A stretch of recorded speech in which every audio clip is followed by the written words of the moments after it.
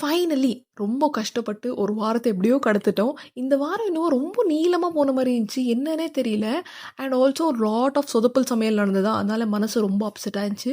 So Friday அதுக்காகவே ஸ்பெஷலாக ஏதாச்சும் ஒரு டிஷ் செய்யலாம் அப்படின்னு யோசிக்கும்போது தான் என்னோட டைம் டேபிளில் இருந்தது ஸ்கிப் பண்ணி நான் வந்து பம்கின் பாஸ்தா செய்யலாம் அப்படின்னு பிளான் பண்ணேன். பம்கின் பாஸ்தா எனக்கு ரொம்ப பிடிக்கும். Because it's too healthy. அதில் எந்த மைதாவோ இல்லை சீஸோ எதுவுமே போட மாட்டோம். செம்ம டேஸ்டியாக இருக்கும். ஸோ அது செஞ்சு சாப்பிட்டேன். அப்புறம் லஞ்சுக்கு வந்து சப்பாத்தியும் எக் சால்னா செய்யலாம் அப்படின்னு செஞ்சேன். ஸோ எக் சால்னா வந்து நான் இது வரைக்கும் செஞ்சதே கிடையாது. எப்போவுமே நான் வந்து சிக்கன் சால்னா செய்வேன், அப்படின்னா எம்டி சால்னா தான் செய்வேன். ஃபர்ஸ்ட் டைம் நான் எக் சால்னா செஞ்சேன். டேஸ்ட் சூப்பராக இருந்துச்சு. எக்கெல்லாம் வந்து ஏதோ ஒரு மாதிரி அந்த உதிரி உதிரியாக வர மாதிரி இருந்துச்சு. செம்ம டேஸ்டியாக இருந்துச்சு. எவ்ரி பைட்டுக்கும் அந்த எக் அடிச்சதால ரொம்ப ஹாப்பியாக இருந்துச்சு. ஃப்ரைடே எப்படியோ ஹாப்பியாக சாப்பிட்டுட்டு லஞ்ச் பாக்ஸும் எடுத்துகிட்டு போய் அங்கேயும் உட்காந்து சாப்பிடும்போது செம்ம ஹாப்பியாக இன்றைக்கி எல்லா டிஷ்ஷுமே சூப்பராக இருந்துச்சு, ஜாலி ஜாலி அப்படின்ட்டு ஒரே ஹாப்பியாக நான் இந்த டேவை எண்ட் பண்ணிவிட்டேன். நாளைக்கு இன்னொரு வீடியோவில் பார்க்கலாம். பாய்.